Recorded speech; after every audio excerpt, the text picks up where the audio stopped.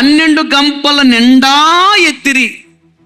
12 గంపలు నిండిపోయాయంట.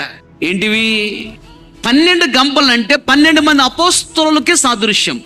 ఆ లోపల ఉన్న రొట్టెలు, చేపలు దేనికి సాదృశ్యం అంటే ఆత్మీయ జీవితానికే సాదృశ్యం.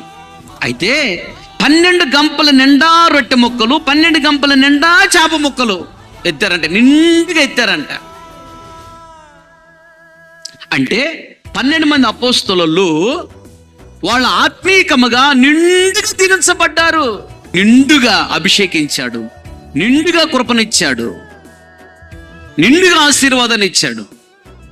ఈ 12 మంది ద్వారా ప్రపంచం మొత్తానికి అభిషేకం వచ్చింది, ప్రపంచం మొత్తానికి కృప వచ్చింది, ప్రపంచం మొత్తానికి దీవెన వచ్చింది, ప్రపంచం మొత్తానికి ఆశీర్వాదం వచ్చింది.